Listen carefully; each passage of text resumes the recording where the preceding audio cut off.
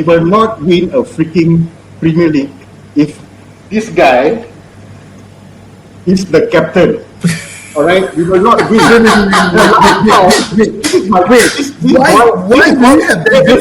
This is why I'm so frustrated, because I got this freaking jersey for $400. Good evening. Welcome to Jom United. We are proudly Buatan Malaysia, a Malaysian YouTube Manchester United fan channel. Okay, so we are basically, right, for Malaysians, right, we are proud of a few things. Okay, number one is our punctuality. Okay, so we are always punctual.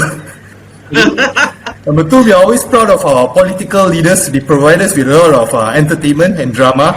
Okay, we are proud of our flying cars. Okay, you're not talking about Tesla, we're talking about Myvis.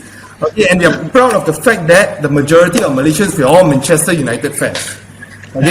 That's true. Right. So tonight is episode 2 of our Jom Sembang United. Okay, we got a panel of handsome guys. Okay, most of us are attached, but I think there's one guy here single tonight. So say hi, everybody, say hi. What's up? Hey. Hi, what's up? Okay, so for those who are new to this channel, like our video, you can share our video, and you can subscribe to our channel, turn on the bell notifications so you can get updates for any new videos. We'll be having like fan reactions, and we'll have fan forums, okay, interesting Manchester United stuff. You don't need anything else in your life, you just need this, okay? Right, so to kickstart everything, so how are you guys, what are you guys feeling about our team this season? Okay, so in general, let's start with Josh first. What's your opinion on our current team, 2020-2021 team? Yeah, I think overall, I would say, the team could have done better. Of course, can do much better. The performance has been always fluctuating, very volatile. As a fan, I expect better, knowing that we are fans for a long time. I personally feel that we can do much better. But if you say where we are on the table and all those, I'm quite happy. But I think we can do much better. That's just me for now. So okay, let's move on to Doc De Gea. Wow, very cool name. I wonder which genius gave you the name Doc De Gea. Yeah, I wonder too. Okay. Thanks, Coach Tom. I think for me it's one word: progress. So I see progress as compared to the previous seasons. And for me, of course, there are times that we could do better. Of course, there's some games that are a bit disappointing when we threw away leads, but eventually, as a United fan, for me, I see progress under Ole, and that's a good thing for me. Okay, we move on to Mark the Dude. So what's your opinion on our beloved team? Well, this, of course, season? yeah, sitting at number 2, we're definitely happy, right? But honestly, I'm actually quite surprised. I wasn't expecting to be at number 2, but there we are. Definitely we're happy, and of course, I agree with what Josh and Doc said. Of course, a lot more to improve on, and I think we've done quite well from last season to compared to now. And but I feel that we are still a long way to go, to actually be where we want to be, Yeah. Okay, so talking about number 2, right? So do you think, Syed, do you think that the position we are in now is because of the competency of our team, of our manager, or it's because of the other teams they are not doing well? What's your opinion on that? I think both of the things, but for example, if you see the league, City is just leading the way all the way, but the rest of the teams, they are competing with each other. So I would say teams like Arsenal, Liverpool, Chelsea, Tottenham, they are not up to the mark, they're not playing good. So we kind of take advantage where we are on the second place. So we did our part to be the best among the rest, but if you see City, we are still far away. But we lost a lot of points at home. If we would have won those matches, we would have moved closer to the city. But compared to other cities, I think we took our chances better than rest of the teams. Agree. Yeah, you can actually see that, because regardless of where, the performance on other team and whatnot, we have to do our part pretty much. If not, we wouldn't be where we are actually, right? Okay. So, Mr. Daniel, Danny Welbeck. So, what's your opinion on our team this season? I think we are doing just enough, just enough to be. Last season we were number 3. This season we are in second place. So let's call a spade, the teams in front of us last season was Liverpool and Man City. Liverpool obviously has all their injury problems to deal with, and let's leave them aside. They are not significant at this moment. And we are back behind Man City. I believe we hit a plateau. We are the same as last season. It's not like we move forward or move backwards. It's a lot of other teams have has lacked. It's basically a fight for number 2, and we've done enough to be at second place. But if you're looking at progress from last season, it's basically the same. Let's not look at the unbeaten or whatnot. We are still in number 2. 5 years from now, nobody's going to remember number 2. But if you're comparing last season to this season, we just did just enough to be in number 2. My opinion. Okay. The last time we were at number 2, we were under Jose Mourinho. Do you think, right, from that period of time, that was how many years ago? Probably 3 years back. Is it the time that we got number 2? 2 years, 3 years back. Do you think that from that position of number 2 and now number 2, of course, that time we were way behind City, even more points. Do you think that comparing our team, the strength of our team, do you think we improve as much? Josh, do you think we improve? I would say because the style of play is pretty much different. Under Jose Mourinho, it's pretty much different in terms of system. If Ole was the manager then and now, and if let's say this thing, I would say it was a regress. It was definitely not something that we were looking forward to.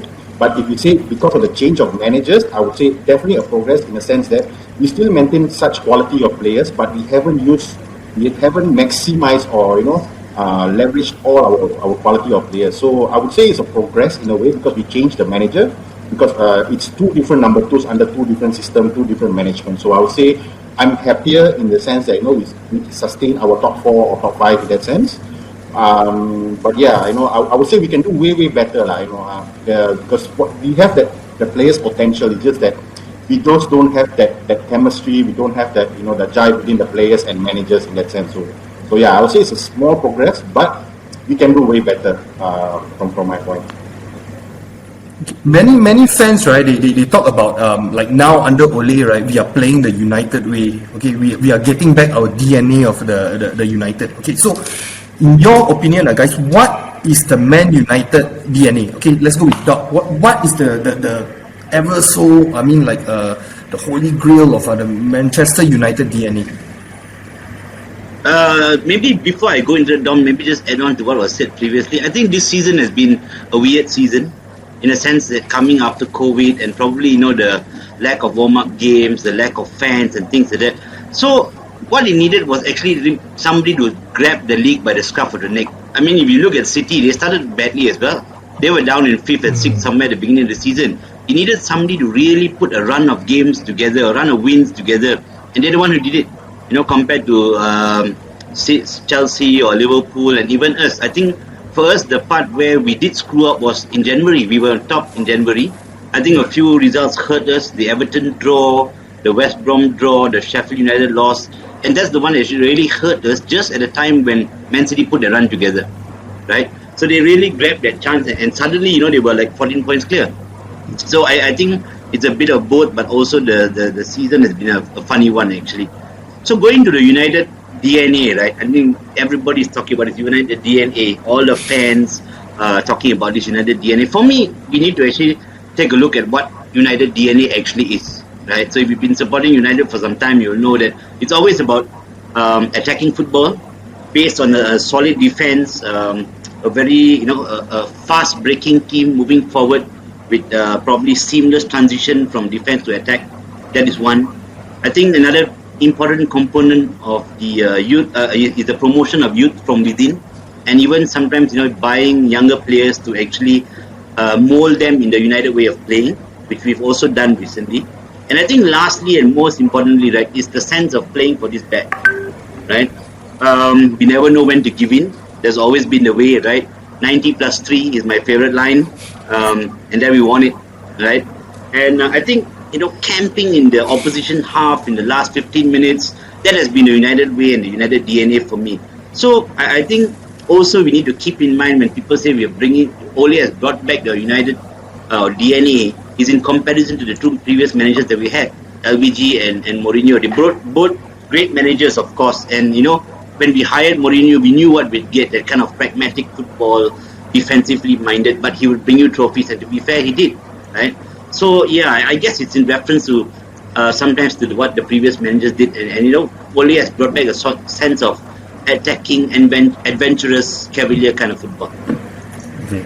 But do you all realize that you talk about that during his interim period? Yes, I would agree, he was really more adventurous with his playing and stuff, but in recent times, okay, I feel there's a controversy going on that maybe not so much now. Maybe once he got the job as the United manager, and again, the burden of being a United player, a United manager, you have a lot of pressure from the press and whatnot. You see, so I somehow personally I feel that he's straying away from the how to say, the description of your United way of the DNA. He's going more towards the safer side of playing. Maybe it's reminiscent of something like what Jose Mourinho does. That is what I'm feeling right now. So maybe Mark, maybe you can give your opinion on this, and then what do you think is the United DNA? Yeah, I mean, I think I definitely agree with Doc that United was so fearsome on the counter attacks, right? The hard attacking, the fast pace, the runs, and the infamous Fergie times. I think it's just that spirit, right? That even though they were down, 2-1, 3-1, or 3-0, they will just fight to the very last minute, and never say die kind of attitude. I mean, with all due respect to Ole Gunnar and everything, I feel that playing style is playing style, right? Playing styles, of course, will change over time, and he has changed even since when I first started watching football from back then. But I feel the United DNA for me personally, it's really more towards the spirit and the attitude of the players, I had the privilege of watching United actually play live in Old Trafford, and it's just the fact that we always say in Malaysia, bermati-matian, they really go and fight and really die for the ball, really die for the badge, regardless of whether they are losing or not. So you ask me, to be honest, I don't think the DNA is there yet. I don't think it's back, because I think it's the temperament as well. Ole Gunnar is quite chill kind of person. If you remember during the Fergie days, right? By the sidelines, the hair dryer treatments and all these things and all. I feel that United needs that now more than ever. We need somebody to who can really just hair dryer them down, Mourinho had that temperament, and that's why we won some trophies as well. So yeah, to be honest, I don't think I think they're still quite far away from getting back our DNAs. Playing style aside, I think it's very much more towards the temperament and the spirit of the club. Yeah. It's interesting that you bring up this hair dryerment treatment. Yeah, of course, United, we are always we always look back at Sir Alex Ferguson doing the hair drying treatment and whatnot. But somehow the modern way of football, right? I think now the players are more they say manja and stuff like that. The way you approach, it's true. You see the way that Mourinho did, right? Whatever he did in United, it backfired him big time. Yep. Right now the players are more powerful than the agents are the more powerful one, followed by the players. Then only you have the managers. You see, so yeah. I think maybe there's a shift of all these things. Not only United, I think overall Chelsea, one thing also, it's like player power. They can overthrow a manager. Arsenal also did that as well. You see, so maybe Syed, okay, what's your opinion on that? You want to add on to that, and then what's your opinion on the United DNA? Yeah, United DNA is all about fast-flowing football, counter-attack, running down the wing, scoring on the counter-attack, defending, putting your full until the last minute. So that's all DNA, but we are not near to our original DNA of Manchester United until now. But compared to the previous managers, I think we have improved a lot. This season we score even 9-0, we score 4-0 away from home, we won the derby, we beat Liverpool. So I think we are winning big matches. We are scoring more goals compared to before. It's no more boring football that we used to saw during Jose Mourinho. Jose Mourinho, it's all about getting the results, but DNA is about getting the results and playing the United way. So you you got to please the fans when they're watching the match around the world. So I think that thing is coming back slightly. But and if you talk about the manager, for example, I don't think Ole Gunnar Solskjaer looks like a soft, easy guy and very friendly guy. But I'm sure in the dressing room he's not that the same person as he shows on press, on media, and also like his smiley baby face. But I'm sure in the dressing room he would not say to anyone that okay, just defend and just pass the ball and it's okay, we are winning 1-0, don't need to score another goal. I'm sure he must push. He must be pushing all the players to go and score and kill the match. It's all depends on the player as well, how they own it, how they are passionate about playing for the club, how they want to give all for the club. I think it all depends on the players as well. Manager can also guide. Manager can also give you, okay, this is your position, this is your position. You have to do your job, but the job has to be done by the players on the field. So I think players on the field performances, we should also question the players. We should not only question the managers, I think. So Danny, what's your opinion? I think this one came from you, the United DNA. So probably you got one karangan ready for us. Okay, shoot, Danny, what's your opinion on the United DNA? Not actually a karangan lah. Just this is my personal opinion. My experience is from Sir Alex Ferguson lah. Before that, it's just things that I read or past things that I watched. But from Ferguson, I'm going to take the DNA from Ferguson. It's actually the team's belief that they are unbeatable. It's very average players performing above their capabilities. You take O'Shea, Darren Fletcher, a lot of these players, and if you put them in a different team, it's not going to work. Anderson has a career because of United. You put Anderson in any other team, he's going to be the Van de Beek of the team lah, just on the substitute bench. But when you're in United, you believe, everybody gives you a sense of belief that you are on another level. You're unbeatable. So I think this is why we always win things in the last few minutes. All the players have one mind. That winning is their thing. Nobody knows how to lose. So I think this is the United DNA. Whether you're defending the 80 minutes, scoring in the last 10 minutes. Okay, come on guys, let's call a spade lah. Bayern Munich, we were pinned down most of the time, but we didn't give a damn. The last 5-10 minutes, pop, they lost. A lot of the games, Ferguson against Mourinho's Chelsea, we were always pinned down, but we don't give up. Even when we go 1 down or 2 down those days, we really don't care. We know because everybody is going to give up. Can you honestly tell me this is how United is now? Yeah, your away games, you are losing 1-0, but 5 minutes, 10 minutes of individual brilliance, you are winning. So I think the United DNA is actually we are outperforming our own self. Of course, with the youth, with the young players, I also think we have been spoiled with the class of 92. So every time there's a young player coming in, we're like, okay, this is the next Beckham, this is the next goals. But no, Ferguson put class of 92 is anomaly. If you take class of 92 out, yes, we had all these academy players in, but there were also leaders in the team. I think there's 0 leaders now besides Bruno, maybe. De Gea too. So, in my opinion, the DNA is if you are united, you're good enough for everything. You're not good enough to lose. So that's basically my United DNA. So Josh, you think when you talk about belief, to be able, of course, when you have someone like Ferguson in the team, Ferguson as your manager, you want to please him, you want to be better than what you are. Do you think that Ole Gunnar has the effect on the team?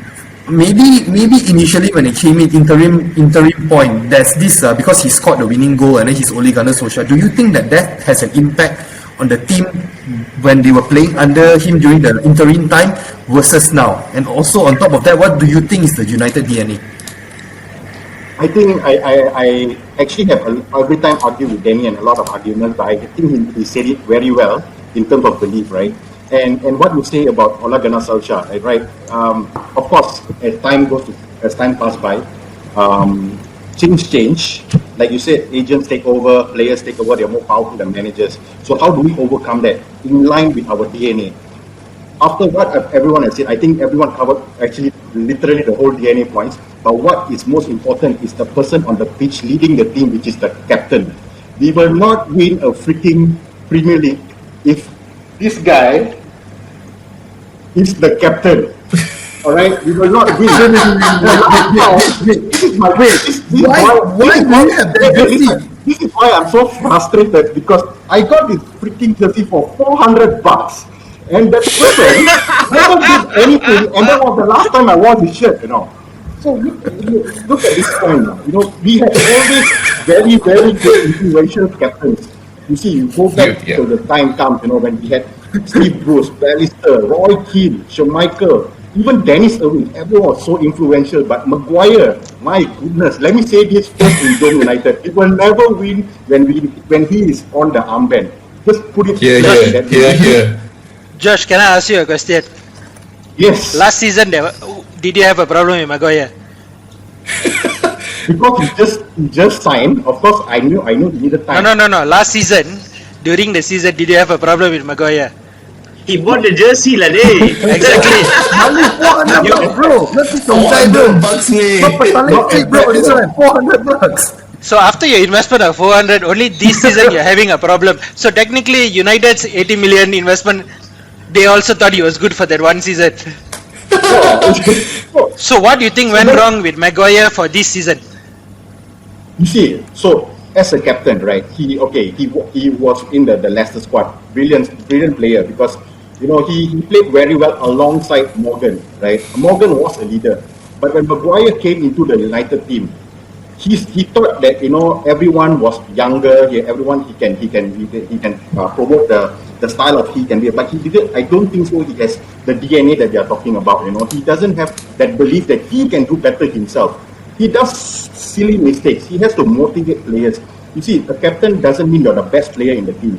A captain means you are influential on the pitch, right? So like what you said, Dom, just now. Ole Gunnar Solskjaer can do so much. He can be quiet. He can do, but as times change, also the external factor like the agents, the players, they can overcome a lot of things. But we need the DNA back. The DNA can only come on the pitch. And the only person I can see now wearing the armband is Bruno Fernandes. We should have him next season. Let him start with the armband. Let Maguire step down for his sake and be a better player. Of course, in time to come, he may be a better player at one point. But my God, that guy does silly mistake, put people under pressure. It's not only that one time against Leeds, every single time. And he's a left centre back that doesn't know to use a left foot. How can you stop a ball with your right foot and a left centre back?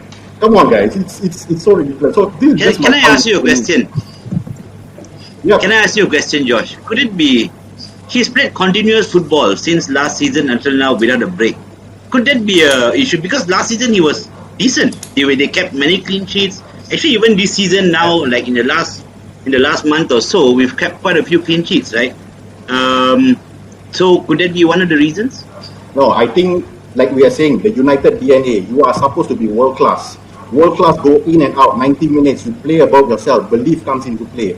And of course, the point that, Maguire, is he playing too much time? I don't think so, right? And if he's not playing, he should be encouraging the other team members. It's also in the locker room. I'm not sure what he does in the locker room. I don't know, off the pitch, on training, off the pitch, after games, I don't know what he does. But if you see, when back in the days, Cantona used to be always there making noises on the pitch and off the pitch. Roy Keane does that. Even Dennis Irwin, he's muted. Even lesser than Martial, sorry to say that, but it's so influential. It's so influential. I mean, even if so that's even if you're world class, you get tired, right, Josh? No, I think Bruno Fernandes in his last few games has not done anything of note. Yeah, but I think he's been playing too many games this season. I he get might prove Josh's me wrong point, tomorrow by scoring 2 goals or 3 goals tomorrow, but in the last few games he's also not been really performing to his usual high standards. Yeah, but I think I agree with Josh in a sense that the captain has to be the talisman, and we've had great talismans, in the past, right? From even I think Rooney was the last one before he left, right? That Rooney temperament. I think Roy Keane, right, the most recent one. Roy Keane wasn't the best footballer on the pitch, to be honest.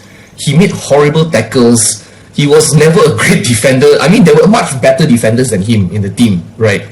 But it's just that presence and I think that respect that the players have for him, in whatever ways lah. So I feel that for Maguire, I mean, yeah, okay, take nothing away from him, right? Yeah, he's kept clean sheets, he's scored goals, he's done whatever he has done, but we need that talisman lah. And that's where I agree with Josh, right? Like, maybe the players don't even actually respect him as much, you know, and I think that's what we are lacking, you see. And Bruno, I guess that's because everybody's still so new.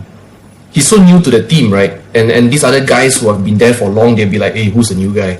Wow, we must respect this fella. Hey, come on lah, you know. So I feel that's one of the biggest problem that we have lah, essentially, you know. Okay, But can I even just Bruno, ask one even thing? Bruno is new, but he still won the heart of all the players. He becomes the favorite in the dressing room. He gets the most. Even after the match, when we read the post-match interview of Bruno, and if you compare with Maguire, you would say, okay, this is captain material. What Agree. Bruno demands with each player.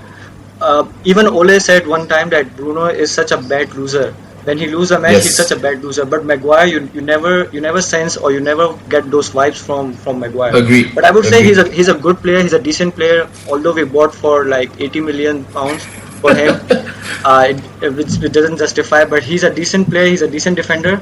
But for a captain, I think Bruno deserves a captain armband. That's You all remember who the captain was after Roy Keane, right? He wasn't the most influential player. It was Gary Neville. Yeah. But yet, he could still lead the team. So, well, Wow, it's up for but debate. Neville has an attitude, man. You know his different. tempo on the I think pitch. it's different. Neville you was remember club how captain. Neville- He didn't play like a lot of the games. On the pitch was a different captain. Oh, Towards the end, his tempo on the pitch was a next level thing lah, you know. So that's why I feel that. I mean, I'm not saying that they need to have a temper lah, right? But they have to have a presence lah. You know, you have to have a presence. And I agree with Syed, yeah. You know, Fernandez is because he really puts in the work, and I like what you said. Actually, the United DNA as well. United players were bad losers. They were really bad losers. Absolute sore losers. That's why they said Mati also cannot lose. Just to add on, Said, that's why, right, this the press, they like Maguire because the way he talk, right, is very, he can be a Malaysian politician, like years past. Yeah, so diplomatic, so soft. He's talking between the lines. Yeah, you know, and then I wanted to add another thing.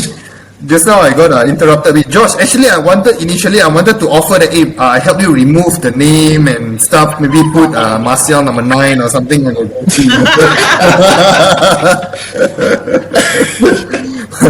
Okay, we move on to the next thing. Okay, the next agenda. Okay, who do you guys think is our best 11? Okay, we go position by position. Okay, since we got a bit of time here, let's start with goalkeeper first. Okay, I'm going to say Henderson in. Oh, this is too much. I think the goalkeeper position should come to me. Okay, Doc, This question should come to what do me. you think? Henderson? For me, there's only one number one currently at United, and that is David De Gea. Here, I agree. I Henderson agree with is a Doc. good keeper. I agree with Doc. Henderson is a good keeper, and he performed well at Sheffield United. You know, but I think he's not ready for the United number one. Agreed. And actually, more than talent, right? You need a lot of concentration to be United number one, because you could be out of the game for so long and then need to make that crucial save, right? And I think De Gea has proved that over the years, how many years he's been performing. He had a dip in form after the World Cup, but I see this season, I think he's back in form. Yep. So he's still the number one for me. Like what they say that Henderson, when he was at Sheffield United, basically he will need to focus all the time because people will be attacking all the time, you see.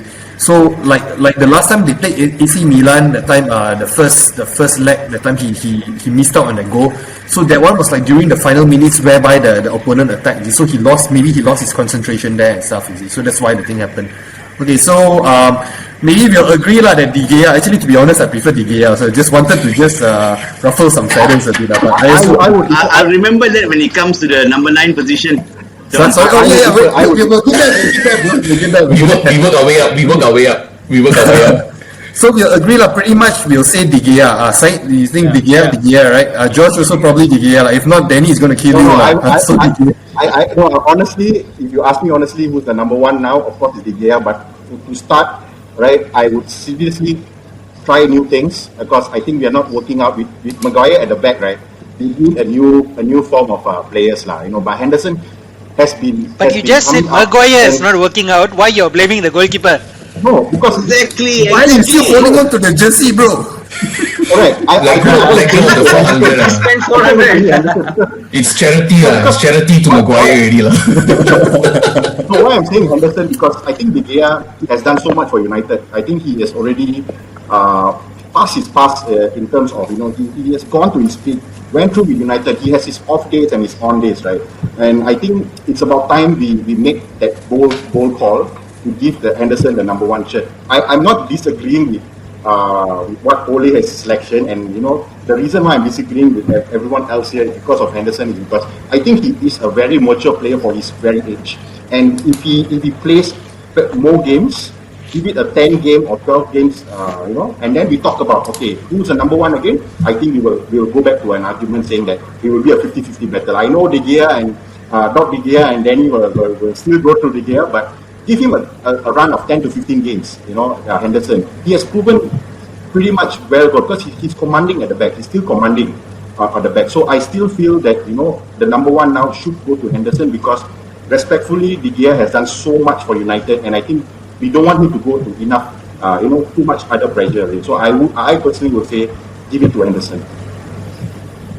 Dom, your mute button is still working, right? Can you just mute it? No, I can only use it once.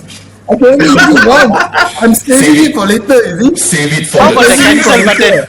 God, is there a cancel button? Okay, we move on. Okay, side. We move on to the left back position. Who do you think left back is our best left back at the moment? Luke Shaw. Look your hands down, man.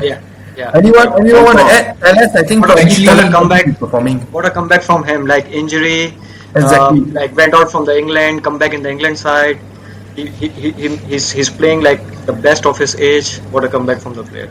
If you're talking about the United DNA, I think he represents the United DNA. Coming back from that injury, that terrible injury, and then somehow with all those managers like Mourinho or how to say Sideline him.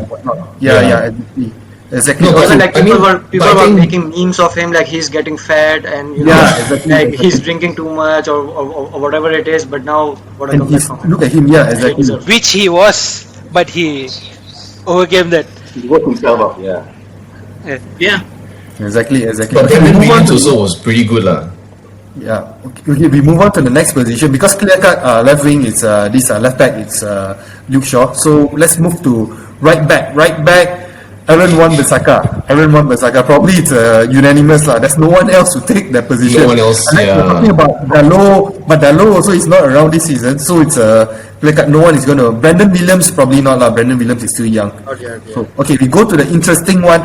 Our centre back. Let's go for a pairing. Okay, who do you guys think is the best pairing? Let's start with Mark. The best pairing for United right now, centre back. Oh, really tough. To be honest, I can't even.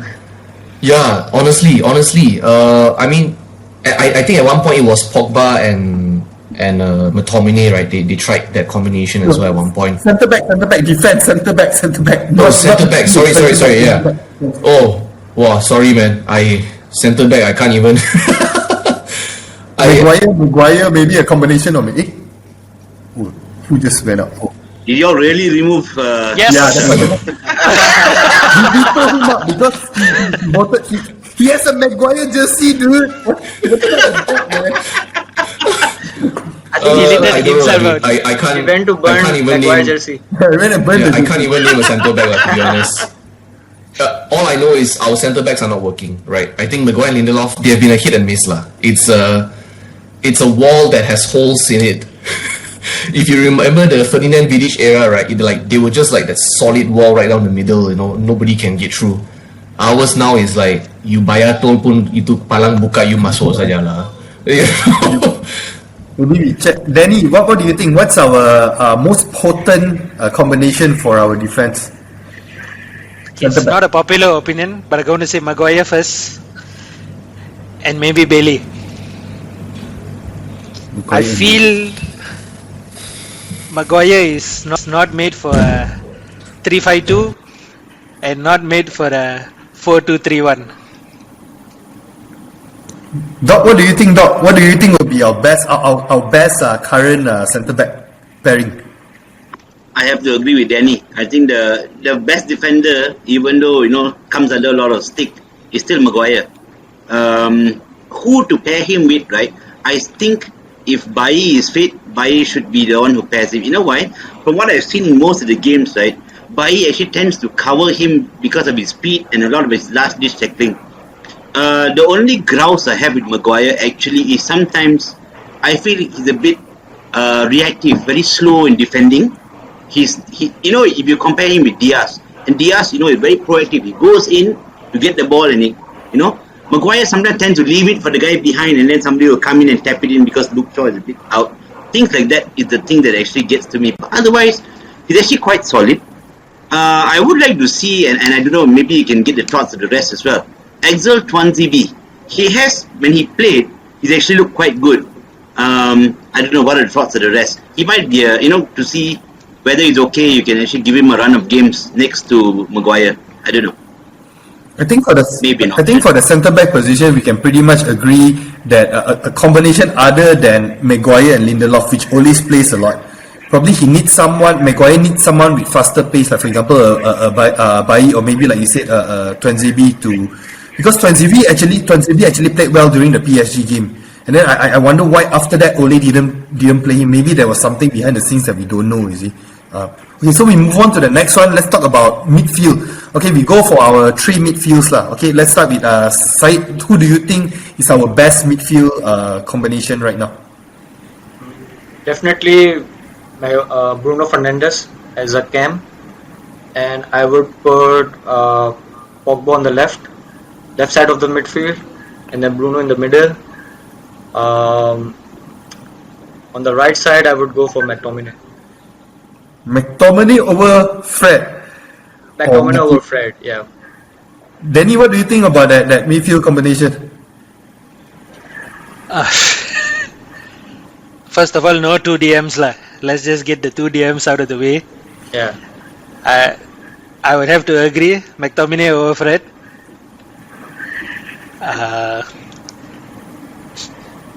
Look at our strike force. We only have one striker lah, so let's just keep one person up front and 4 in midfield. My choice. So it's going to be Rashford, Pogba, Bruno, and Martial. Oh. With McTominay supporting them, and then the lone striker. That's my choice of midfield. I really don't agree with these 2 DMs.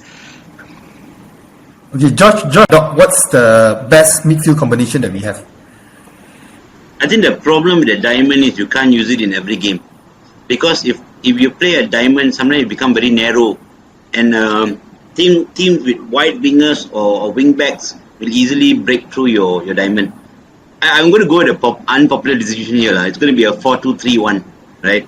But my 2 will not be 2 defensive mids. So I would actually put as my two midfielders would be actually McTominay and Pogba, right? McTominay may be playing a more defensive mid role, but I will give them both license to push forward, take turns and push forward, which was always Fergie's 4-4-2 was always the midfielders. You never had one particular DM staying back. They take turns to push forward. And the 3 will be then Bruno playing in the middle behind the striker, and on the this is a tough one because I would actually want to fit in is a choice of fitting in Martial, Greenwood and Rashford lah, right? And to be honest, I would actually go with Martial and Rashford as an unpopular choice, because Greenwood sometimes for me popular choice and tends to drift out of games, and you don't see him for long periods. He's a natural finisher, yes, but you don't see him for long periods sometimes. I think he needs to do a lot more. He can do a lot more with the amount of talent that he has, and he should. Yeah. Okay, Mark, you want to add on to that? What's your opinion on the best midfield combination that we have right now?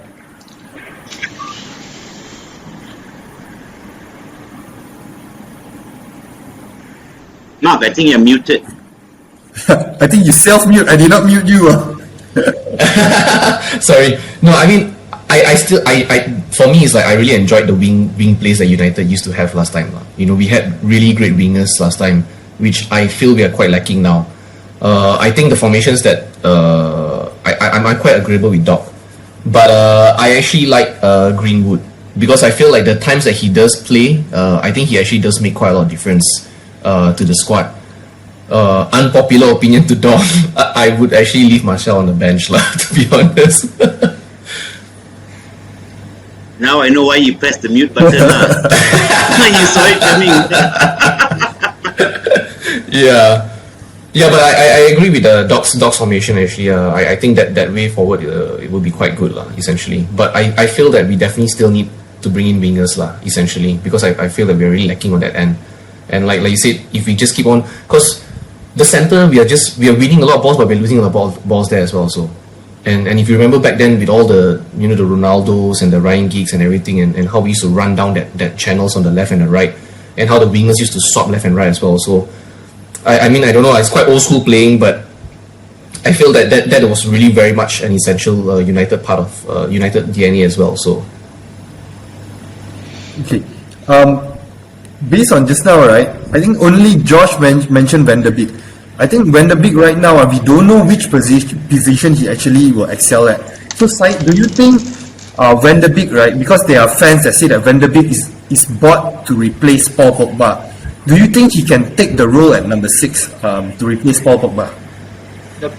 But we need to see him play for the whole matches for at least a month, so that we can say, okay, he can replace Pogba or not. We have seen him play in Eredivisie, we have seen him play in Holland, but we haven't seen him proving in Premier League. So he looks like a good player, very skillful player, very hardworking player, and a very good squad player who can always come in and chip in with his performance. But since I went for 4-3-3, and in my 3 I put McTominay in the mid and then Bruno and Pogba. So if we have Pogba who left the club maybe in the summers, then Van der Beek can replace Pogba in that 3 mid with Bruno.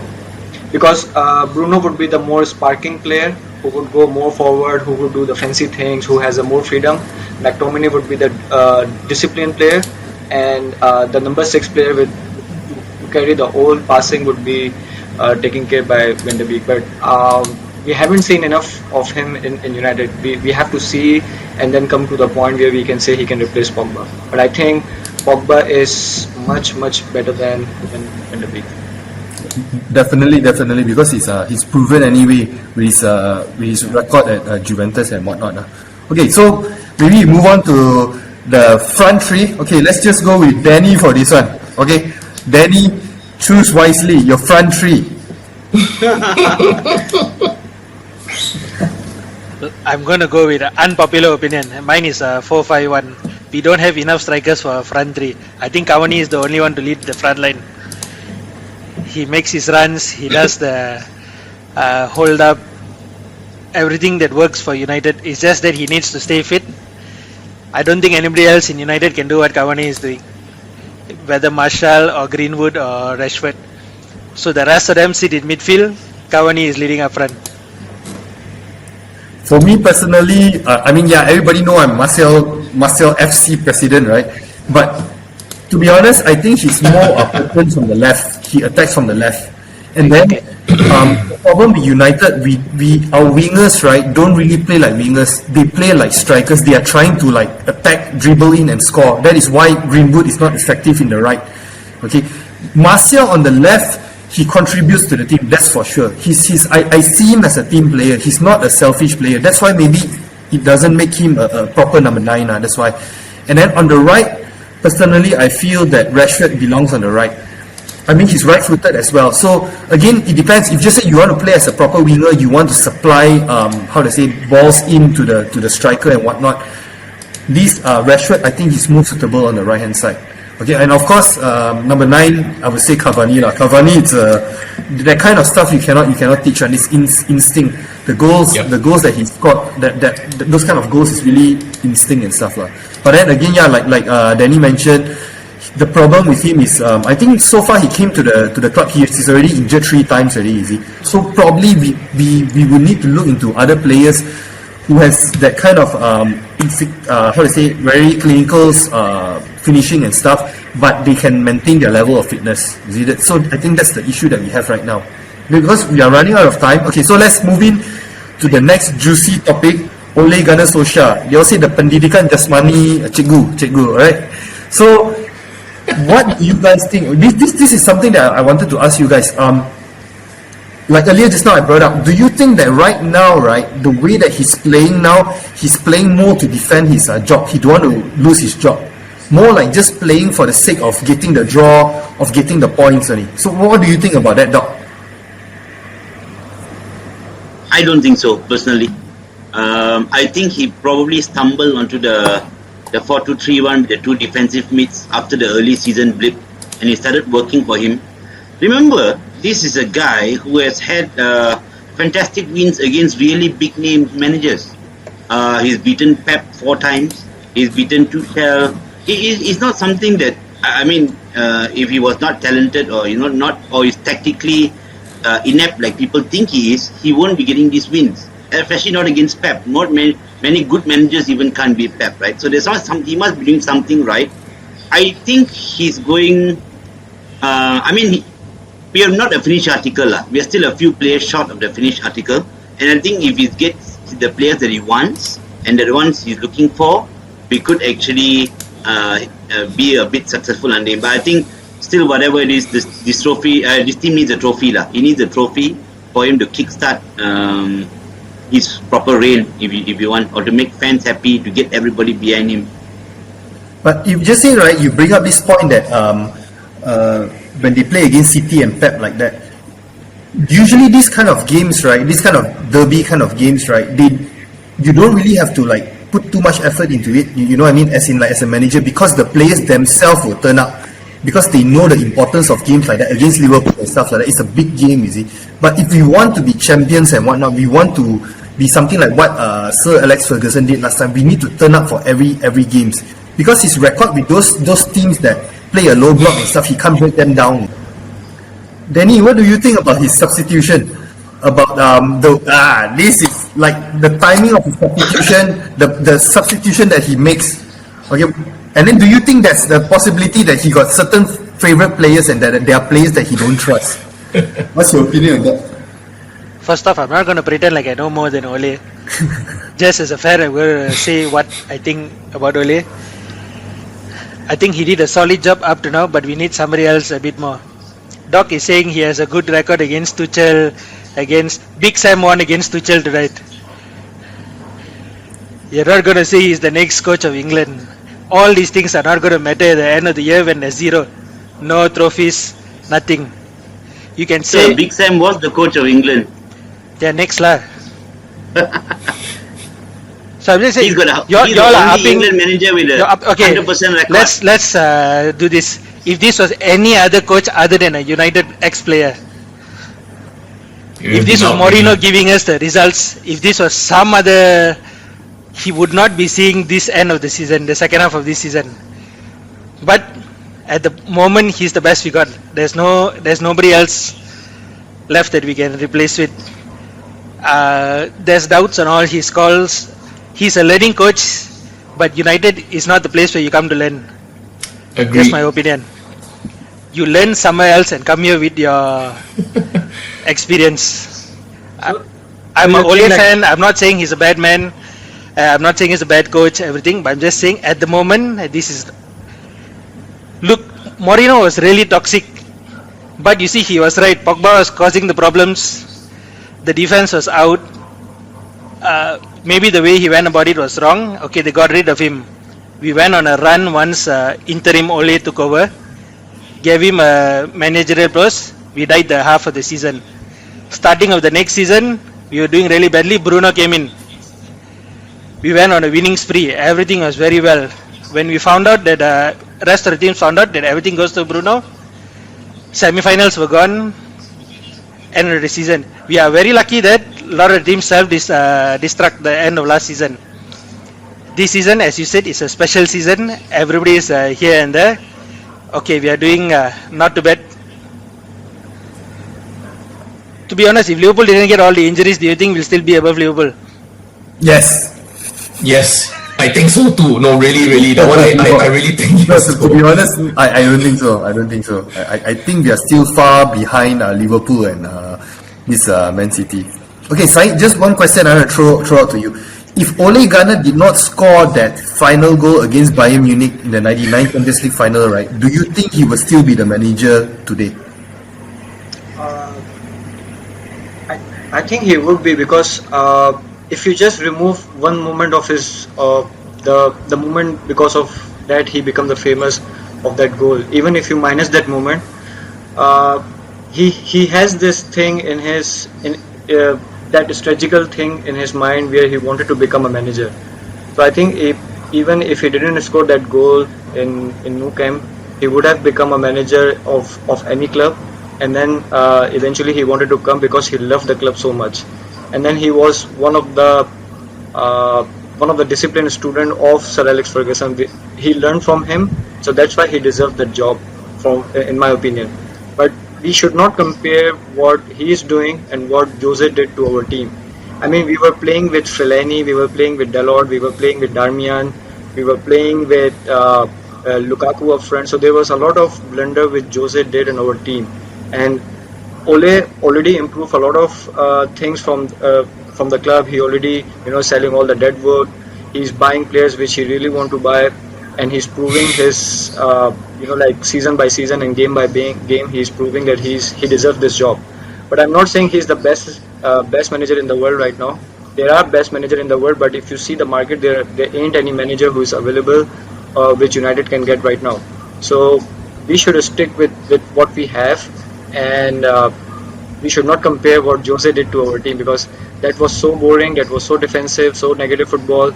I mean, like we had a player like Fellaini in our team. How can any United fan can see like supporting a team which has Fellaini, which has Lukaku, or which has Darmian, or which has those players? And he hated Pogba so much, and Pogba was almost out of the club. But now Pogba, I think he seems happy with the club. He's playing more, he's giving more. You can see he's not even just walking on the pitch, he's giving his best. But if his dream is to go back to UA, then let him go. We cannot stop any player, and we cannot say like because of Jose versus Pogba, that's why Pogba was not playing good. If Pogba wants to go back to any other club, just let him go. But we should not say that Jose was a better coach than Ole Gunnar Solskjaer. Okay. No, Danny, I have a question for you. You said if he was not a United legend, he won't survive this season. He's sitting in second place. The team is sitting in second place. How are you going to sack him? My question was, if he was not a United player, would he survive until now? No, you said end of the season, but he's sitting in second place. They've gone on long runs, victory runs. They've only had like 4 defeats. See, again, y'all are with your long runs, this one. Nothing matters at the end of the season. Y'all don't, I mean, sorry, okay, this is just my opinion. No, I agree with Danny. I mean, second place doesn't win you trophies, you see, at the end of the day. We don't... No one is going to remember the run and whatnot. No, look, it doesn't... as United, right? As United, we used to be talking about, are we going to win the title this year? How many titles are we going to win this year? Now we are just reduced to, guys, we're in second place. Oh my goodness, it's so amazing. Exactly. Sad, our expectations already dropped already. Yep, correct. Now, and again, I think there's a joke going around that says also, wow. Again, sorry? No. For us to be in our position right now, right, I don't think it's 100% because of what we are doing. It's because the other clubs are all messing up. That is the honest truth. The other clubs are all messing up. Yes. Actually, to be honest, that's why I think it's not so much of our technical ability, and whatnot on the field. And then again, when we play, maybe we are not playing with a proper system. It comes down to individual brilliance, like Bruno Fernandes. Like earlier, we all were talking about Maguire, like maybe he's overplayed, he's tired. But you got to look at the contribution on the field. Bruno runs like all over the pitch. If you look at the heat map and whatnot, he runs all over the pitch like pretty much all the games, and then obviously he's going to burn out more. But Maguire, I don't think he's like doing much. Yeah, recently he's trying to be attacking midfield or something like that. He always runs up. But then if you really analyze the game and whatnot, right, Bruno is the one running all about defense and whatnot. He's like, that's why I think there's a dip in his performance and whatnot. But we need to check like when Jurgen Klopp joined Liverpool, how many years did he take when he won the first Premier League? Very good point. Years.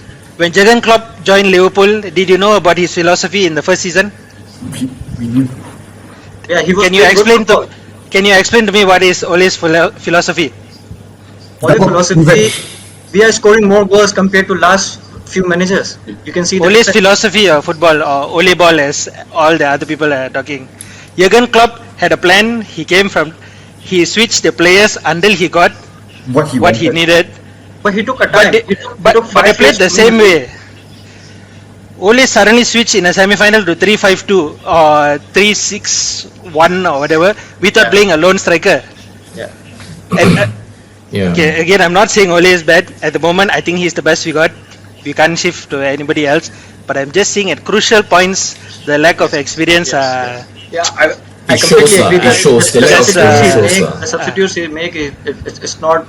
For example, he brought 5 players after the halftime, and he didn't switch off Fred. We were all saying like Fred should be the first person who should sub off, but he didn't switch him off, and he brought like Matic. He brought off other players.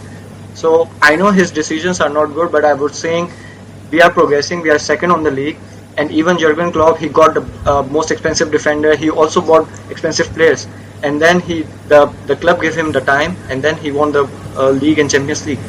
But every manager needs time. If you keep bashing about your manager, if you bring another one, then the process will keep going or keep going.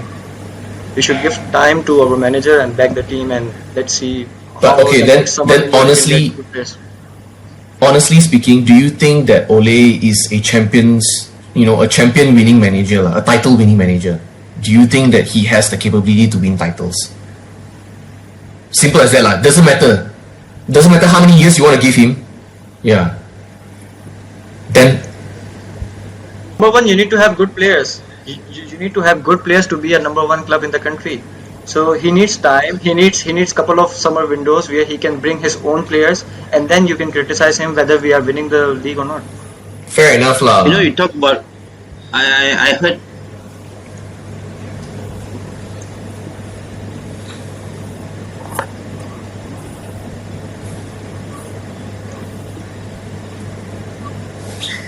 That's a fairy tale, Yeah. bro. That was a fairy tale. That's not going to happen any Yeah, soon. that is. I have to agree with Syed. That is a once in a lifetime kind of thing. Black It swan won't happen event. again. It won't happen again. No lah, but I mean, you look at Leicester now; they're still doing quite okay lah. I mean, given the type of, they don't have big superstars, per se, right? Comparatively to the other guys that we have, right? But I mean, I think I'm torn for Ole as well. I respect him as a player. I respect him as a manager as well. So, but I don't think he's the manager that will bring us titles, lah. Regardless of how many seasons we give him. Like I agree with Danny. I think he definitely needs more experience under his belt first. He's very lucky that he has the time and space to do that in United. But I don't know lah. If you want to compare it to Klopp, like I said, Klopp had a plan, and he trained the players to play in that style. And I think it took about 5 years, if I'm not mistaken, right? 5 to 6 years or something like for them to really like get into that system. You see, now what is United system? It's so messy. It's so messy. Sometimes I give up also. I'm like, hey, just win, lah, guys. Just win it. So I hear a lot of talk about philosophy. Don't forget your previous managers came with their philosophy. LVG came with his philosophy. What did he achieve? Nothing. Mourinho came with his philosophy. Yes, he won trophies, but in the league, not even challenging, right? Except for the one season where he finished second. So there's a lot of talk of philosophy. Yes, I agree, and I'm not accepting, this away run and all as an excuse or boasting point, Josh and Danny. But what I feel is that is signs of progress. Where last season we were losing games, we are winning games now against teams that are sitting back and defending. But again, we are not the finished article. Again, we're depending a lot for Bruno to break through all the defenders on his own. Sometimes once in a while, and Pogba feels like it help him out. But and you also need to remember this season we also have some players who are underperforming. Sorry, Dom, but Martial is one of them. Greenwood is one of them. And a lot of the burden is being carried by Rashford, Bruno. Those are the few guys who are actually carrying a lot of the burden. And if we actually have a few more good players in there who can make the difference, well, we could move forward. I'm not saying I'm right, but that's what I feel. That's a gut feel. Yeah, but who's the one choosing the team? Yeah, so he's trying to bring the players that he needs, right? So if it's established that the two DMs and the defenders are not making any progress, right? No, what you in the sense that we still need players. We don't have Pogba half time injured or not playing. Right, he can't be playing there. So Van de Beek has whenever he's coming, he's okay. Wait, very good point. Pogba is injured and not playing. In that time that Pogba is not playing, how many appearances has Van de Beek made? Like I said, Van de Beek has also not performed well when he has kept. How many minutes have you I played? have to disagree, Doc. I have to disagree with you on that one. Yeah. Because, right, you cannot expect someone like, for example, a Van de Beek or what to come in and just shoot. Yeah. Because the players around him are not performing as well. You look at the games that Van de Beek are playing. Who is next to him? McTominay and Fred. What can they do? They can't. If Ole wanted to really experiment with this, he should maybe just do it. Maybe put Pogba, Bruno, Van de Beek, like 3 of them play. Then you see what he's capable of. Right now, you cannot say he's good or bad or whatnot because you haven't really seen his potential. Again, the people around him. Correct. That is the important thing. You got to see the No, players. he hasn't even had enough play time. Like I can't even comment. I don't even want to comment about Van de Beek because I haven't even barely even seen him even touch the ball. Also, like we don't even know what he's actually really truly capable of. But I have to say, end of the day, at this current moment, Ole is our best choice available. Fair enough, There's lah. I can agree with that, lah. Yeah. There's no use trying to Ole out him at the moment, lah. There is Trying the other centre back formations, lah. To be honest, like I said, he even from the start, yeah. I mean, he had a great season last year, or whatever it is. His stats are great and all fine, but when you see him on the field, right, he doesn't look like he's very comfortable being on the field. Compared to when Bruno came on, right? Wow, Bruno was just like the perfect size, like their shoes, he just fit so well. He came, right, he literally hit the ground running. I mean, I know it's rare to get players to have, to hit the ground running and just be so comfortable, right? But Maguire has been around for quite a while, but he still feels like, I'm not really sure what I'm doing, what's going on. Yeah, he's so uncomfortable. Like, the moment he touched the ball, in my mind, don't lose the ball. Oh crap, he lost the ball.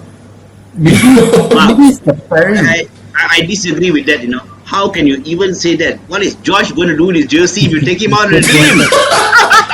You'll be hugging him to sleep tonight. But I think it's the pairing. I mean, to be honest, I think Maguire is good. I mean, he just need a proper partner, someone with more pace and stuff. Because when Bailey plays next to him, you can actually see the confidence in him. Because probably if just say anything happens, right, there's one player who can actually track back and help him, Whereas if just say he's playing with Lindelof, they are both slow, so they can't really do much. And then again, because of that combination, again, I don't know why they keep on playing that combination. Everyone needs to bubble wrap them. That's why he's playing with 2 defensive midfield. And then again, the previous show I was talking about it, the left back and the right back, they actually tuck in. Aaron Wan-Bissaka, if you notice, last season he was superb. He was like the contender for the player of the season. But of course, Marcel was the player of the season for United. Okay, so he was doing all this kind of defensive work and whatnot. He was pocketing Sterling and whatnot. But then this season, you realize, right, he left a lot of hole. He was playing deeper. Like closer in to the centre backs because I think he's like bubble wrapping them. And then all of this, I believe, is not from the player. It's coming from the coaching bench. They want this kind of formation. I don't know. I don't know why they are doing this. Again, that's why like Danny said, who is the one making all these decisions? Ole is doing this kind of decisions. So that's the love and hate thing going on now, So I do not, Dom, this formation of 4-2-3-1, right? Sometimes, England played it over the weekend against Albania and things like that. But what it does allow is, it doesn't have the 2 DMs, of course, but the 4-2-3-1, when you play the 2 deep lying midfielders, what it does allow is your right back and left back to actually press up high. So if you see actually Aaron Wan-Bissaka and Luke Shaw tend to press quite high and aid the front three in trying to close down that space. Do you think that is a fair reflection of the 4-2-3-1? Of course, again, Danny, I'm not saying it needs to be 2 defensive mids, but the 4-2-3-1 actually allows that your wing backs to push up higher and actually press higher up the field. I think our players, if you talk about that formation, our defensive, so to speak, like the CDMs and stuff, they are not capable to do that kind of, I would say that kind of play.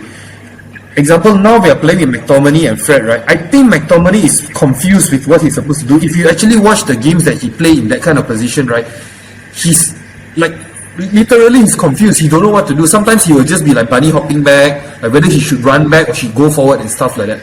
I think if like you want to do this kind of formation, you need the proper players to do this kind of stuff. Like you mentioned, like Declan Rice, people like that who can actually hold the fort and they can actually pass forward and what. These are the people that will make all this kind of thing work.